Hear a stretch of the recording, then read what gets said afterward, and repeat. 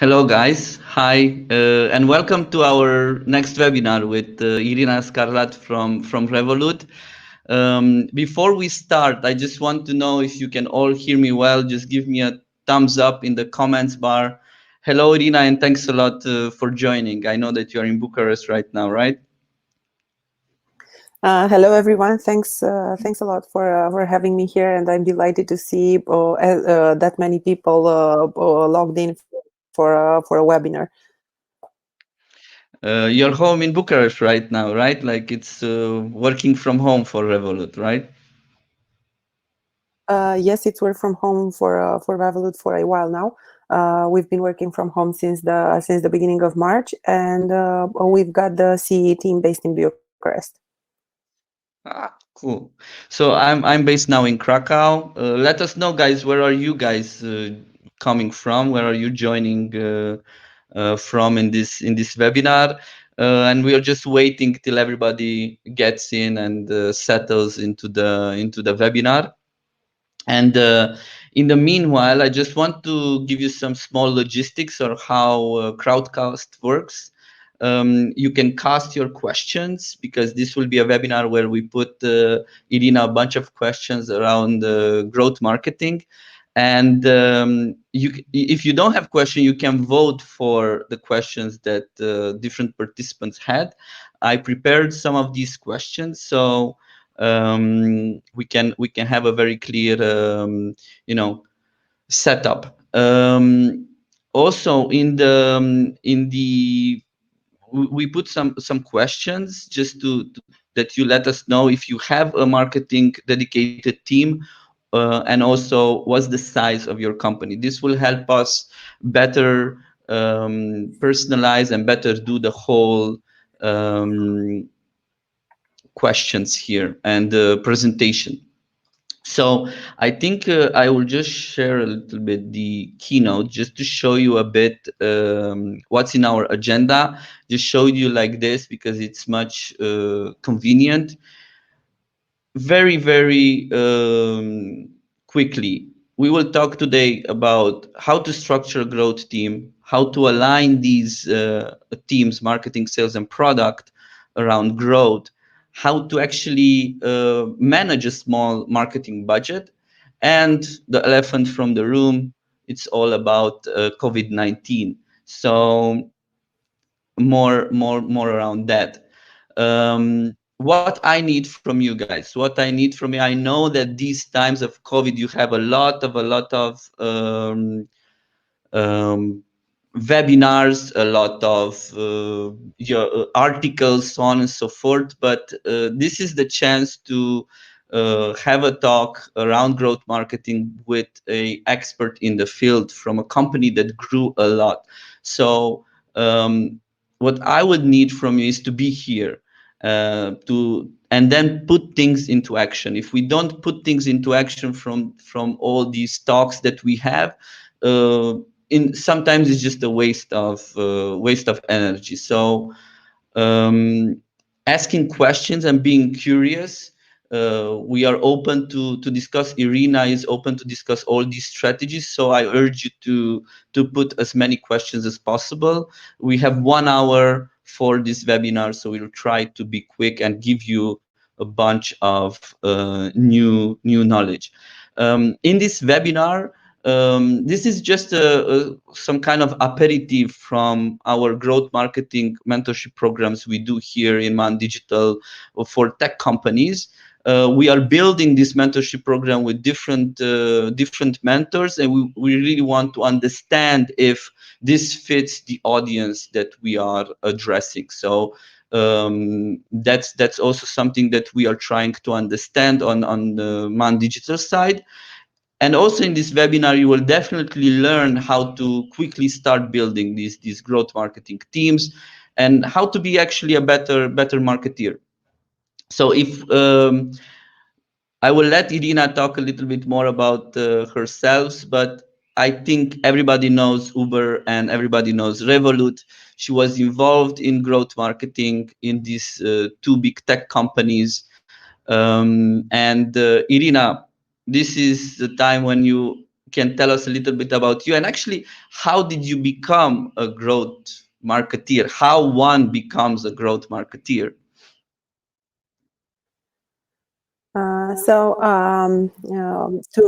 To begin with, as you were telling earlier, I'm currently leading Revolut's growth across Central and Eastern Europe. As a bit of background, I joined Revolut 2 years ago, which makes me one of the oldest employees of the company. I've joined a small startup with 200 people, most of them in London and Krakow. And back then, my primary KPI was to get from 20K users in Romania, 100K by the end of the year. That's a 5x growth in 8 months with no local team and no marketing budget. So it was an interesting challenge. I did it.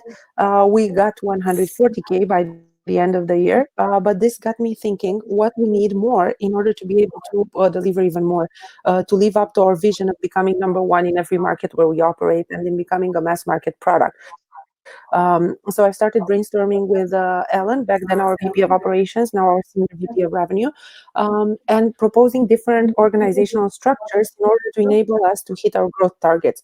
And this is how the growth machine was born, which is basically a fancy name for our efforts of building a growth department from scratch and hiring growth teams in Europe and in our expansion markets. And I ended up leading that project for the most part of last year.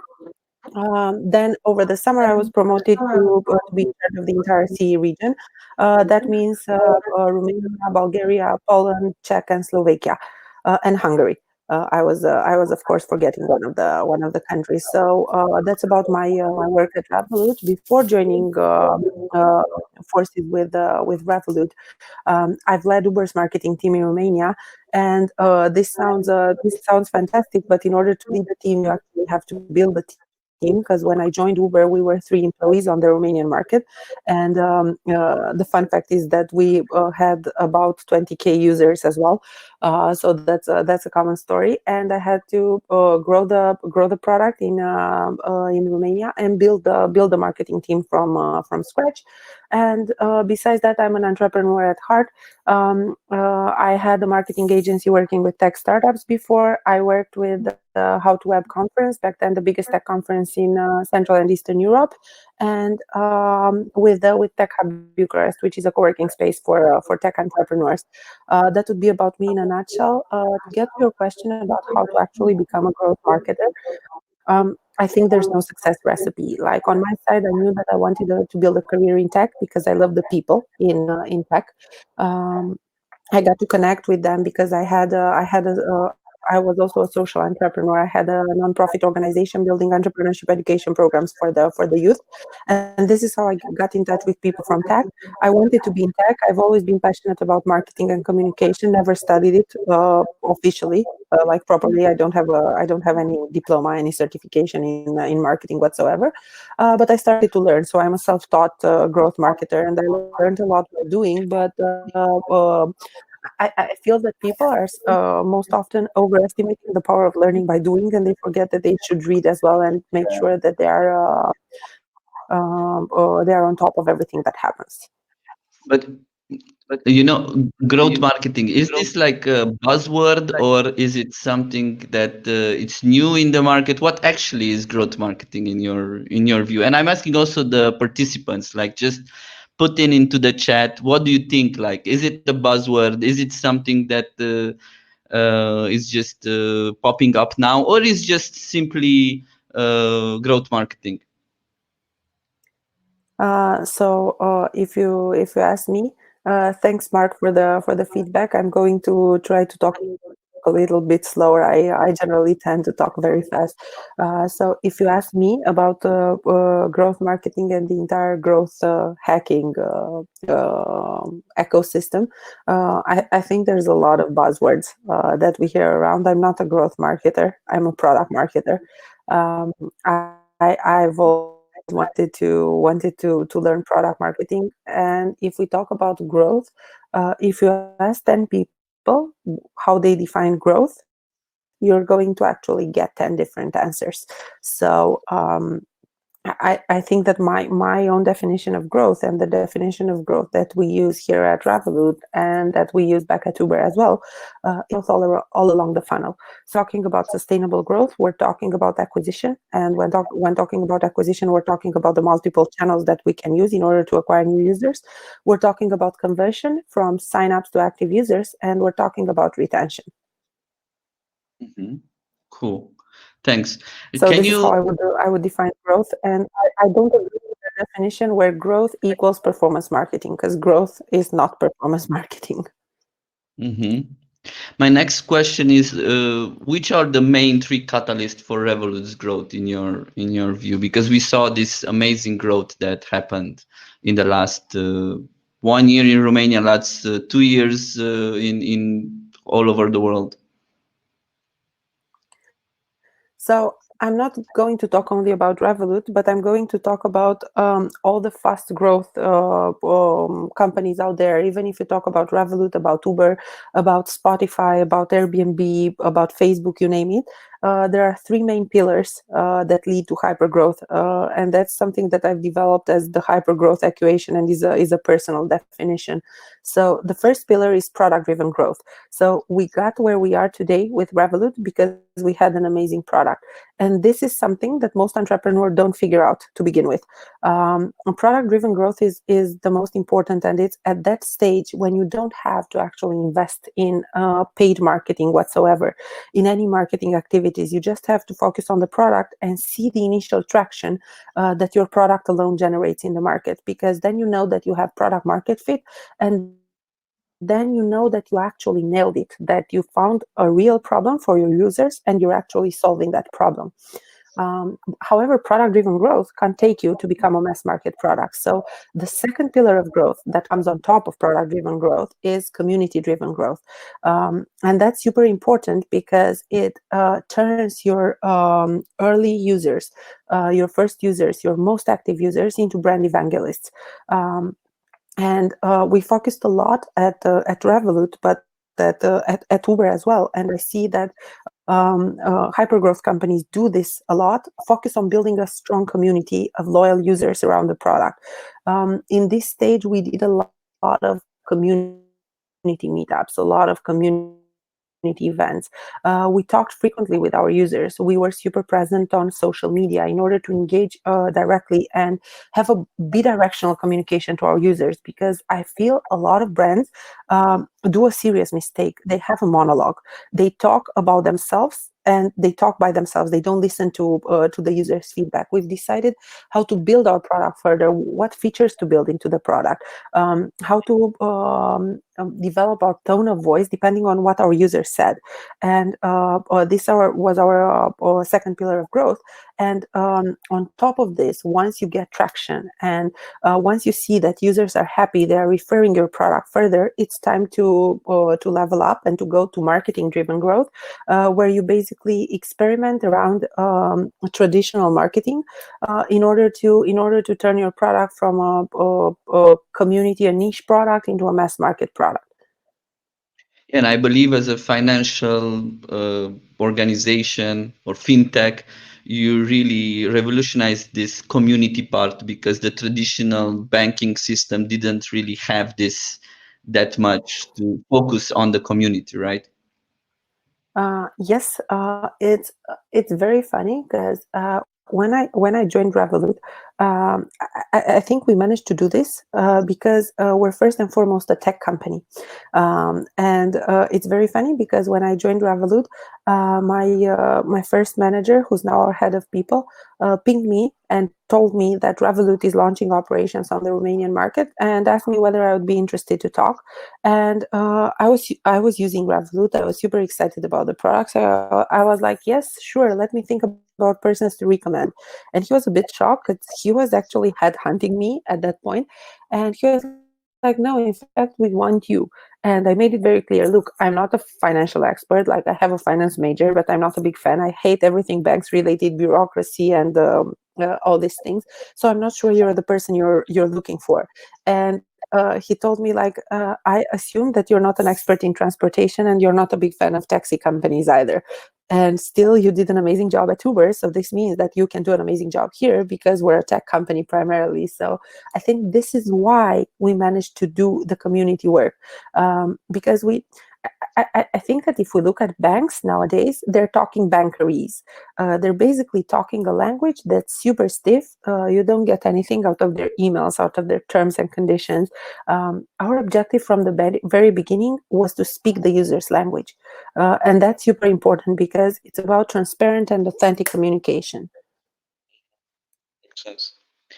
So, actually, how did you structure the growth team at Revolut? Like, okay, you went from Uber, you told us the story, and then in Revolut, how was the structure of the team, and how one tech company should actually structure their team? So I'm going to name them marketing teams overall, because in fact they are product marketing teams. So I'm on an adept of lean hiring. So I see a lot of companies doing org charts and then starting hiring at scale and hiring lots of people at once. We were always firm believers in lean hiring. So we're hiring people when we need more people. We're not just hiring for the sake of hiring and then we're asking ourselves, okay, we brought a lot of people. We don't have processes to onboard them. They don't have anything to do. What's the output they deliver? These are the questions that you have to ask yourself before actually doing the hire. I think there's no success story, success recipe of how to actually build a high performing growth marketing team. I think you have to look at your pillars of growth. You have to look at what you do, and you have to hire a minimum viable team. Always start with a minimum viable team. For us at Revolut, that team was one. So basically, we started out by hiring a country manager who was a glamorous title. We were basically managing the country because we had no people in the team. And these persons were seniors in order to make sure that they are able to work remotely and by themselves in the market. And they had distributed teams.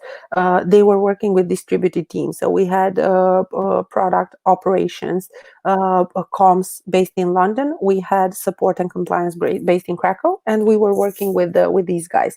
So basically, we were a satellite, and this was our minimum viable team in the beginning. And then as we went from product driven growth to community driven growth, when the workload was way too high for one single person, we went on and we hired the second person and then the third person. Right now, our regional growth teams, because we have regional growth teams and we cover some markets remotely, have 3 to 5 people. Mhm. So, how And do we're these still having a lot of the functions centralized. I'm curious, and this takes me to the question regarding the sales, marketing, design, product, people communication. How do they drive actually growth? How does all these teams align to the same goal that you guys have? How do you drive this alignment? Are you responsible for this? Is this coming from the CEO? How is that working? So, figuring out internal communication is never an easy thing to do, and you have to make sure that everybody's in the same boat, rowing in the same direction. You have to make sure people understand that they are not working against each other, but together towards the same goal. And this is sometimes difficult, particularly when you're working with distributed teams. And right now, in the current COVID situation, everybody is working with distributed teams. Like what we are doing, we're going top down from the overall company goals, and every team has a roadmap.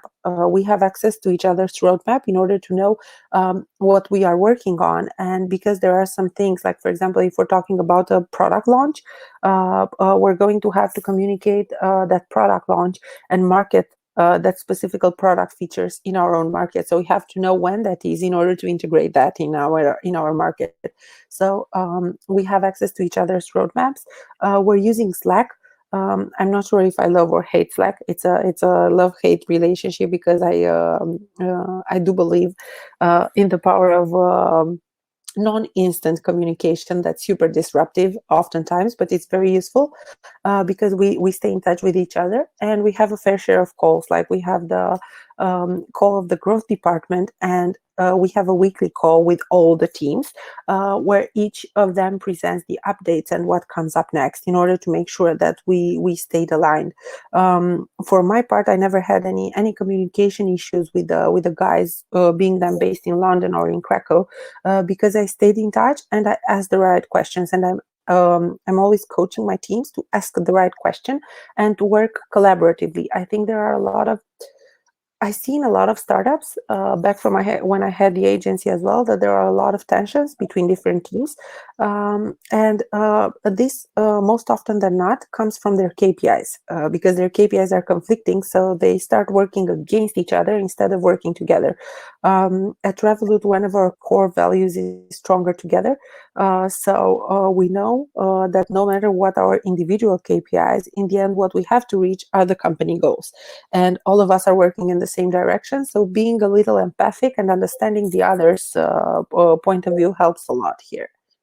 So regarding growth, goals, sorry, how to approach actually this North Star metric? You recommend like one metric, more metrics? What's the recommendation from your side? And guys, if you have questions, just cast them in because we will just mark them and put them in the slides in the meantime. So I recommend all metrics. No, I'm joking now, of course. I think that first of all, you have to have a super good understanding of the product metrics, and these, although we have like overall common definition of what these product metrics are, from, I don't know, signups, conversion to active users, weekly active user, monthly active user. You have to understand how to measure these metrics for the product you're working on. So the first question and the first brainstorming exercise you would have to do is to look at your company and define the metrics, all the metrics you're looking at in your company that are relevant for the company. Choose the one metric. Choose the one. I mean, all the rest of the metrics should be cascading into this one, into the North Star metrics. I see a lot of the time startups communicating on signups, which is overall, signups are vanity metrics. Even worse are app downloads. So communicating me on the number of app downloads is so misleading. And if you go ahead, it's okay if you want to communicate externally on app downloads, but don't use app downloads internally as a measure of success, because you're actually misleading yourself into believing that you're doing something good, and you're not looking along the funnel. So we've always looked at sustainable growth. So we're interested in, for example, like if I look at to make a parallel, if I look at Uber, we weren't measuring signups. We were looking at rider first trips, because those are the users that actually sign up and do their first trip. And then here at Revolut, we're going even further down the funnel, and our north metrics is daily active users, because we're aiming to be the trusted financial partner for everyone on an everyday basis. And the daily product, we aim to get to daily usage. So in order to do this, we have to follow a metric that's relevant for this, and that's daily active users. It's not signups, it's not activated users or weekly active users, it's daily active users. And this is what we follow. Mhm. And I would like to go back a little bit to the team because you said at one point about the minimal viable growth team. So how will and the lean recruitment and so on. So how would be this look like a minimal viable growth team? Like what people and what responsibilities they should have in the team if we are talking obviously about tech teams. So there's no correct answer to this question, because it depends from company to company. I mean, you have to define first of all what the team has to accomplish. And are we talking about the local growth team? Are we talking about the central growth team? Like, if you have, for me, if you have a growth team overall, you have to make sure that people oversee acquisition, conversion, and retention. So these are three main pillars in the tech world. And do you need a person to oversee each of these pillars? It depends on what's the size of your company, because in the beginning you can have one person person, one full stack marketer that oversees the three of them, the three pillars. And then as you grow, you hire new people for the different pillars, and then you have different product features. Do you need a product marketer for each of the features, or can you have a marketer that oversees all the features and prioritizes based on the impact that it has on the company? So I think the question to ask, and I'm going to answer is a question, is what are you trying to achieve? What's the stage you are at as a company, and what are you trying to achieve? And depending on this, I mean, there's no right or wrong answer, but I would go with the minimum first, and I would hire depending on how things evolve. And I see we also have a couple of questions. So Nadine asked us if we use any agile methodology such as Scrum or Kanban. The guys in tech are using Scrum. So we have our teams divided in services and product. So product teams are tech teams.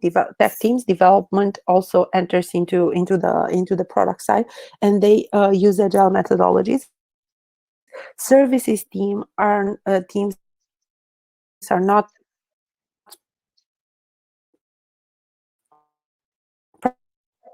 primarily tech team. Tech teams they're not sprint or doing planning because growth for a longer horizon than 3 months. And we're trying to be to go as lean as possible, but we're not using any formal methodology. Um, and Irina, we had another. your camera is not on. I think it's some connection problem, guys. Can you hear me? Like, because I think Irina has some problems with the connection. So till she comes back, we can you can guys ask the questions that you are having at this point, because Irina just let me invite her again. Let's see, it's probably some internet issue. Okay. Okay. Good. So if you guys are still here and you can hear me well, you can easily go to the ask a question and upvote the question that we already put. And just give me thumbs up if you like this, if it's something that what you expected, so we can understand a little bit your feedback on this. Hi Irina, we are back. I think there was some problem with the connection. Can you hear us? Yes, can you hear me now? Sorry. Yes. Can you please So repeat the answer for the question that Nadine put? Do you use any agile methodologies such as Scrum or Kanban? yes, so basically, I was saying that our teams here at Revolut are divided between product teams and services teams. So product teams are basically all the tech teams. Services teams are marketing teams, comms teams. On the services side, on the tech side, we're always using agile methodologies. We're working in 3-week sprints. On the services side, however, we're not using the formal agile methodologies. We're doing quarterly planning because we're growing too fast in order to plan for longer than 3 months ahead for now. And we're going as lean as possible, but we're not using any formal agile framework. Mhm. And how do these growth teams change depending on the phase of the business, like from startup to a mature organization? So you're always going to need growth teams, not so much in the beginning. Like when you don't have product market fit yet, you don't need growth teams. What you need is super strong product teams in order to reach product market fit, and you need a person that also understands the business side. As you grow, however, you need to expand your growth team to cover all the three pillars, like acquisition, conversion, and retention. As you're evolving into, and I'm talking about B2C now mostly, as you're evolving into a mass market product, you're going to reach a plateau in terms of acquisition at some point. You're becoming a mass market product. And then you're no longer talking about acquisition and conversion, you're talking about retention. So the growth teams downsize. I think that your growth, which is a U-shaped curve, is in line with the size of the growth teams over time, which is also a U-shaped curve. And you guys did a really great job when it comes at country expansion. So how did you approach this, or how one should approach, and what recommendations do you have for new tech companies, both product companies and both IT outsourcing or software houses, to go and expand in a new country? So this is a super good and super wide question, and I don't think it's a one size fits all company. So if you are a B2C company and you want to expand, you want to grow fast, you want to reach mass market, and you have the potential to reach mass market, then I would recommend a blitzscaling type of approach. And this is the approach, and it's also a book written by Reid Hoffman, which goes into more detail regarding the blitzscaling methodology. I'm going to write it on chat if anybody is interested. Um, so basically, this means expanding with hiring fast, expanding by having local teams in each of the markets that you target, in order to have the first mover advantage and to take the market by storm and acquire as many users as possible. And if we look at Uber, if we look at Revolut, this is the approach that was used here. So basically, we took markets one by one. In the case of Uber, we couldn't have developed initially from the USA without having physical presence, because we had the partner drivers side, where it's very intensive in terms of operations. If you look at Revolut, we're a fintech. As a financial company, you need people to trust your app with their money. In order to build trust, you need to have, at least in the beginning, local presence in order to establish a relationship and the direct line of communication with their users. However, if we look at other successful companies such as Netflix or Spotify, they didn't need to have physical presence because they're a streaming service, and they could successfully acquire users without having physical presence in all the markets where they expand. So the answer is it depends on how to tackle the markets. For outsourcing companies, I think you don't actually need to open a company in a specific market. I mean, or you didn't need to open an office in a specific market, because before the COVID crisis, you could travel super frequently in the markets. And I think that travel combined with video calls and communication and attending events in order to acquire users should be enough, and you don't need to buy or to have office space and have extensive teams in different markets. Yeah, and this takes me to the COVID-19, the elephant in the room, because we would assume that we should stop now and cut budgets and traffic acquisition and so on and so forth, because we don't know what's happening and what will happen. So, what would be those recommendations for growth marketers in this time of COVID era, in your So view? before entering into this, I'm going to answer the other question that was asked, and that's what are the key non-budget activities that work for your growth? Yeah, Um, I had also that. That's great, Przemek. Thanks a lot for the question. so, and this is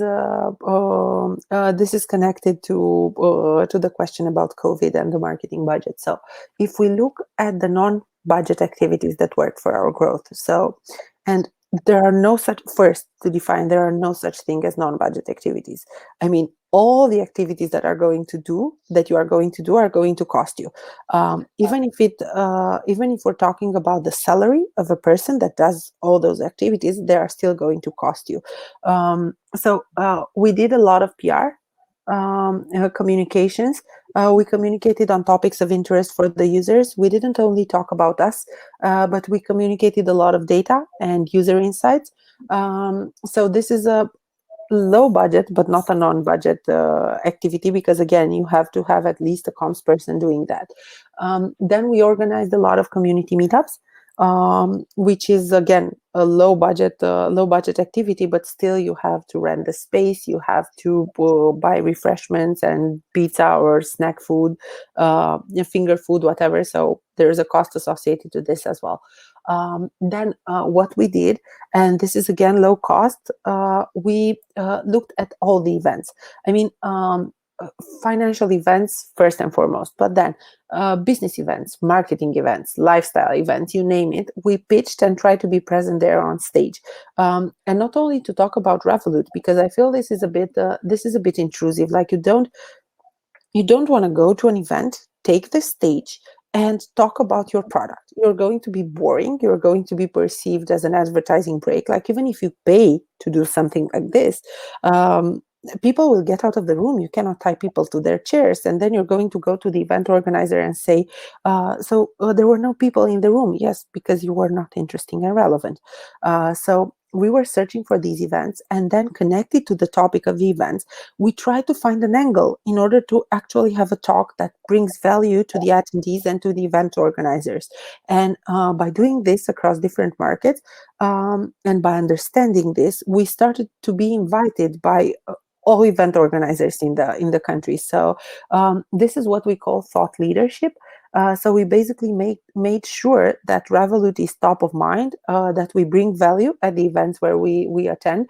And this is a low budget activity, but again, you're paying for the cost to get to the event, not necessarily paying directly as a sponsor to the event, because we didn't have and we don't have budgets to date to actually sponsor events.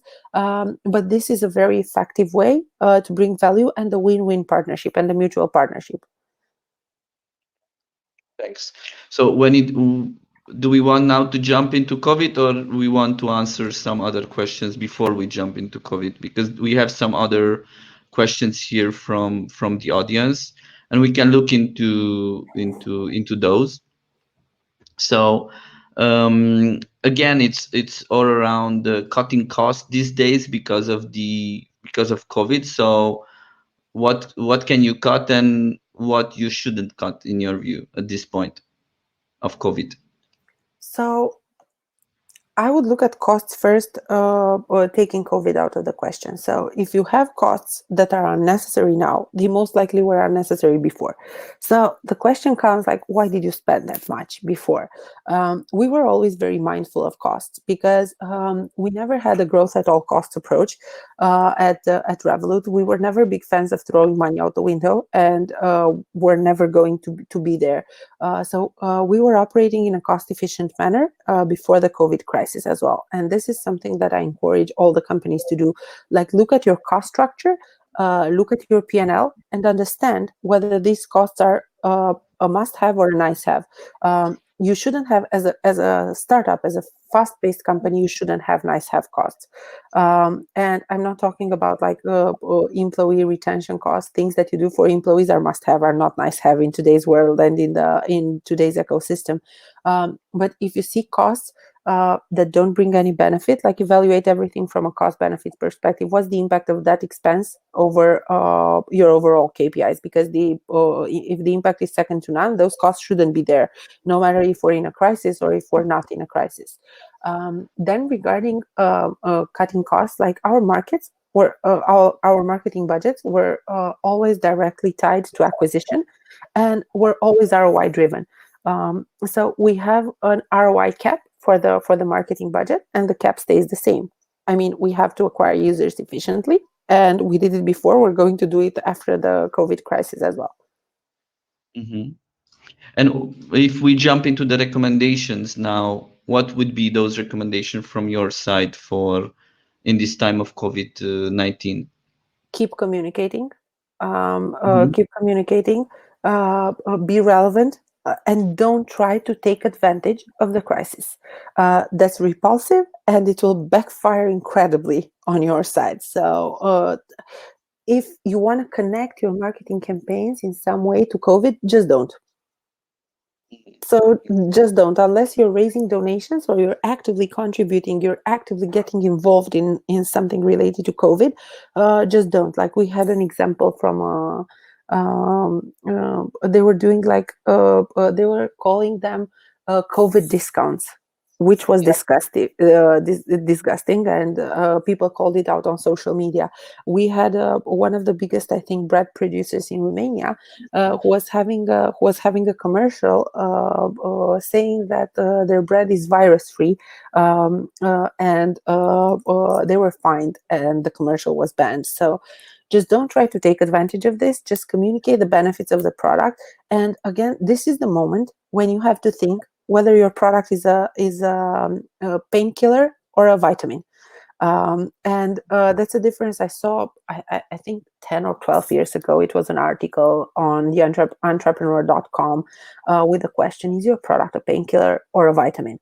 So you want your product to be a painkiller, because no matter what time of crisis the times, people are going to take painkillers, but they might cut down on their vitamins. So the question is your product there yet? And if not, how can you pivot in order to turn your product into a painkiller? How can you make sure that your product or the service you are offering is actually solving a problem that's super painful for the users? But we saw also a lot of tech companies that extend their trial. So they say, okay, now that we are in COVID, it's not 30 days trial, but 90 days trial. I suppose that's okay because it's actually helping us in understanding better the product, or it's still a thing of advantage. So where would you put it? Is a very Now, fine line there, you know?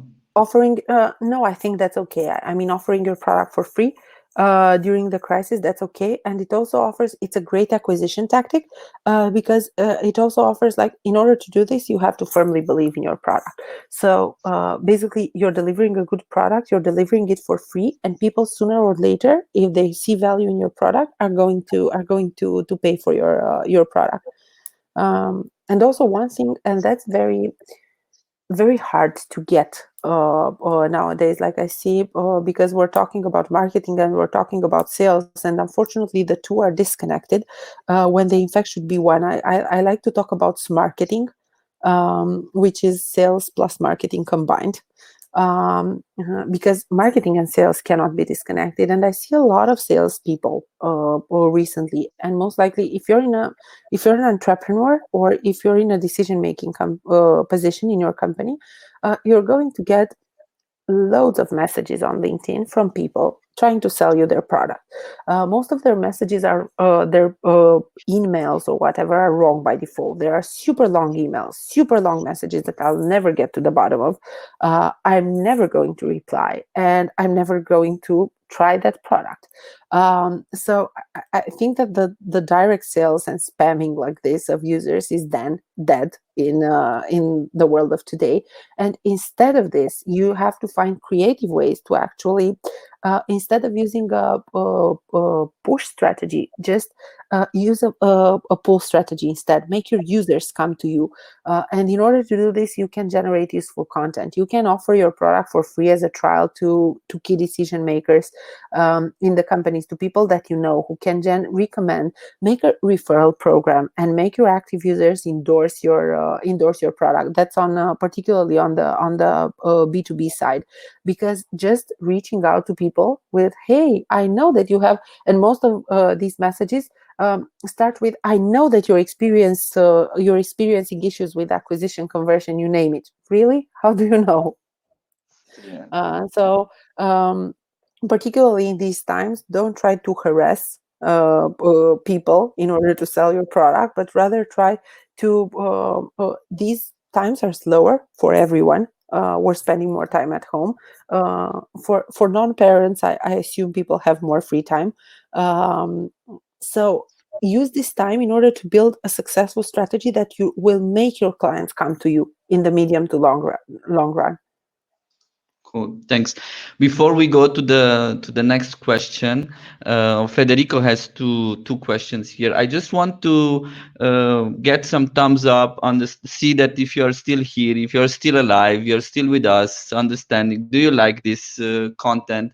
I really enjoy it with all the insights that you are bringing, Irina. But I want to see if people didn't, meanwhile, disappear. Understand if you guys are still here. So give us, guys, some thumbs ups before we go to the next questions, because we have 15 more minutes. So just cast the questions that you guys want to put. Now, Irina, we have two questions from Federico. It's more around the product. So the first one is around coordination. Like, he's saying that unfortunately for them, having this coordination in brackets among product sales and marketing never been easy. It is quite common to have conflict between KPIs, between product and sales. Example, adding more friction to better quality leads. So how do you solve this?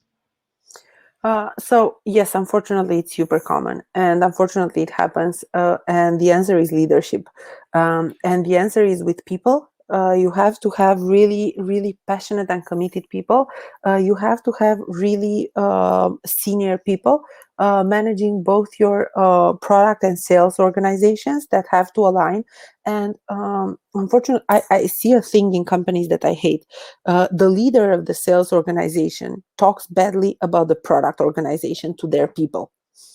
So then the conflict is going to be only perpetuating and perpetuating, because yes, or they have different KPIs, but the overall KPI is the company's success. Like what I'm trying to do with my teams, we have a conflict, for example, between local and central growth teams.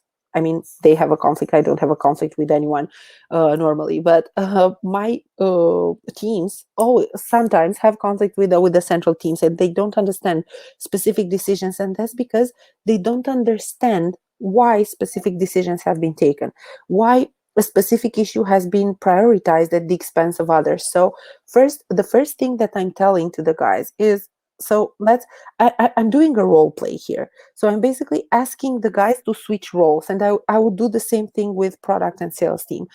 Just make the product guy lead the product lead go to sales, and the sales lead go to product for 1 week.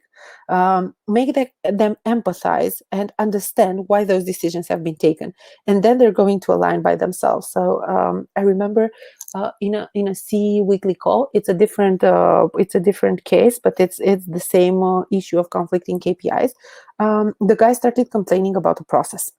The process is bad. It doesn't let them work as fast as they want to work. They don't want to follow that process. Why should they follow that process in the first place? They didn't feel the buy-in, although they were part of the process from the beginning, and they didn't understand that no process is no option. And as we scale, we're going to have more and more processes. So what I wanted first, I asked them, okay, so why did the guys build this process? So because we needed the process because we were risking of putting the company at legal risk otherwise, and we built this process. They understood the underlying reasons of the process, and then we went on. Okay, we can complain that the process is shitty, or pardon my French, or we can just discuss what we can do in order to improve the process. So let's see the frictions in the process and let's propose improvements.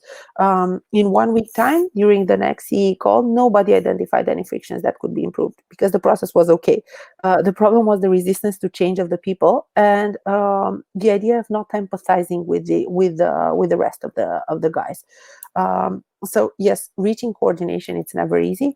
There are going to be differences a lot, but it works to have product sales and marketing at the same table. It works for them to understand that they are working in the same direction and that they are in the same boat, and maybe work at prioritization together as well. And role play actually helps a lot. Corporations did this a lot, right? Like when at early stages of my career, I was in a talent program from DHL, the big logistic company. And what they did is that every 3 months we were working in a different department. So at the end of the program, we really understood what each department does, what KPIs do they have. And it was much, much easier to understand the whole business and to understand all the KPIs and have a helicopter view of the teams. And then when I chose to go in learning and development, and I was going into discussing with these hiring managers or managers of teams, I really understood because I was in those teams previously. So I suppose this is similar when it comes to these misalignments. And that takes me to the next question that Federico had, is around if growth team is pushing for a feature to a product, does the product act on request or just is the feature on their OKRs? So the answer is no to both. They don't act on request and they don't work only if the feature is in their OKR. So how things work? First, when product teams set their KPIs and work on their roadmaps, they should never, and this is true for product and services team as well, you should never plan for 100% of your time. Because first of all, there are going to be delays, and secondly, there are going to be things that you didn't plan for, and that they have to be integrated in your roadmap as well. So never plan for 100%. Secondly, growth teams are oftentimes, and this is why growth teams have to have product marketers. Growth teams are not understanding the product. And they're pushing for product features which are nice haves and not must haves. So what we are doing, and I'm talking from the perspective of the growth team, not from the product team. What we are doing is that we are building business cases. So if you build this product feature, what is going to be the quantifiable impact on business that this product feature is going to actually bring? Is there a quantifiable impact of business? The fact that you want a button to be pink, the fact that you want people to be able to have a different layout in the app, I don't know, whatever. The fact that you want a feature that's relevant for 10 users because you heard that 5 of your friends would like that feature is not relevant and is not a business case. So I'm always quoting Jim Barksdale from the former CEO of Netscape, and I'm telling the guys, so if we have data, we go with data. If we have opinions, we go with mine. So build a business case, come up with the data. Nobody can argue with the data, and the product teams will make a way to integrate the product feature request in their roadmap as long as it makes sense. 99% of the cases, it doesn't make sense. And I'm talking from a growth marketing perspective. And it's a lot of talk and no action. And I'd rather although it doesn't seem like it, I prefer action to words.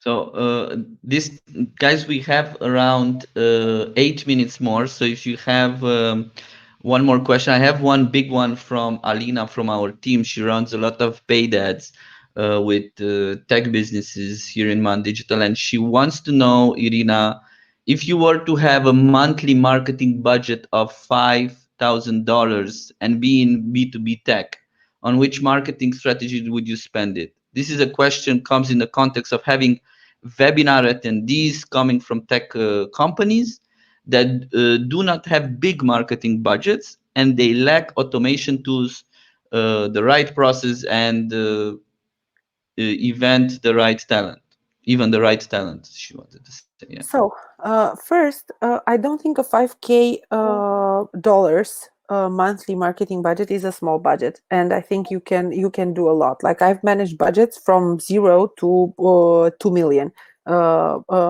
No, to 5 million yearly budget. So that's the range of the budgets I managed. I don't think 5K is a small budget.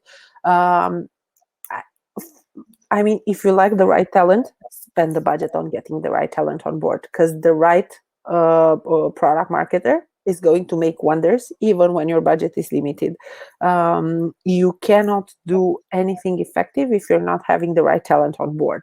Then the right processes, if you have the right person is going to build the right processes, and you don't have to, I mean, you don't have to be a rocket scientist. You just have to read like I built all the processes for scaling our growth teams at Revolut from scratch through a trial and error process and a lot of iteration. Am I an expert in processes? No. I did an exec education course at Harvard Business School online. I read a lot of articles, I read a lot of books, and I iterated fast. Okay, this works, this not. It's not rocket science. You just want to you just have to learn. Um, I think that if we talk about external marketing strategies, I would invest in content. I would invest in branding. Like on the B2B side, it's super powerful to actually have a blog and present use cases, show how your product is actually solving real needs for the company. I would say event attendance during normal times, but this is not the case given the COVID crisis now. And I feel that on the B2B acquisition side, attending online events is not that relevant in nowadays world. Um, so I would say content, events, and endorsements. You have to find. I hate the word influencer. Like I really hate the word influencers. But find the key opinion leaders in your industry and ask them to make. You can make a case study with them or something that's actually relevant. And beware of mass market influencers. So What's it's the course you did online with Harvard? I think it's management. I did three courses: one on leadership, one on strategy, and one is management essentials, and that's available online. The other two were custom developed for Uber. Cool. So, guys, if you have one more question, just cast it in. Meanwhile, I will just share with you just very, very quickly what's our next webinar while we are waiting for the last question. So we have a webinar with Salesforce on 5th of May. That would be also at 12:30. We will talk more about the B2B sales enablement and social selling. And in the meantime, we also did a really small online mini course that can help in B2B growth marketing, where we talk about building sales enablement content, what we talked also here, targeting B2B traffic, and how to implement those conversion tactics. This is absolutely free. We started on 27th of April. So you have the link, the bottom, there is a bottom, and you can easily access it there. So that's all I wanted to share here. If you have some more questions, guys, we are happy to answer it in the next 3 minutes. If not, we can slowly close it with some So I see. conclusions from your side, Irina, if you have any kind of last thoughts in these times for B2B tech companies and building growth teams from your So learnings. I see there's one more question here. The relationship between growth and performance marketing. What budgets we are using for paid and when, and in which company growth stage you started to put money into paid campaigns. So I think that the performance. I'm not an expert in performance marketing to begin with. So I've always been working with central teams running performance marketing or agencies. I'm not an expert myself. And it's with performance marketing, for me, it's a U-shaped curve as well. So basically, in the beginning, you don't need performance marketing because you're searching for your product market fit, and then as you grow, you're going to start experimenting on performance marketing, and you're going to acquire early adopters and innovators via performance marketing. Beware of attribution, of the last click attribution model, because you might think you've acquired those users via performance marketing, but those users might have found out by you somewhere else, and it was just the final click that led you to your product via performance marketing. But then as you become a mass market product, like if I take the example of Uber and of Revolut, when you get to a mass market product, you no longer need performance marketing. Because performance marketing, I mean, your awareness is already super high and people are not going to trust your app, and you're not going to start acquiring users via performance marketing. On the B2B side, it's even more different because you're not reaching, like, on the B2B side, when I'm talking performance marketing, I'm talking mostly display. I'm talking mostly GDN. I'm talking LinkedIn ads, which are super effective. And super effective and super expensive in the same time. So there's no threshold on performance marketing. So what I recommend here as a budget is just look at the ROI that you want to get. What's the cost of acquiring a new user on performance marketing, and what's the conversion of acquiring new users on performance marketing? Because virtually, if you're within reasonable cost, your budget is virtually unlimited because you're creating value of the company by acquiring those clients. Of course, there's a gap, a time gap between the time you're acquiring them and the time they're actually delivering value. But if you're looking historically, there's a time gap. And my recommendation is always start slow, start small, with small budgets in order to test, in order to see the conversion, in order to have some data, and then scale it up. Like I remember back in the day, I was at Uber, and we had big budgets for performance marketing. And we were already a mass market product. We were getting, I think we had 750K users in 4 cities, something like that. And I was like, I'm going to stop performance marketing completely. And my manager looked at me and she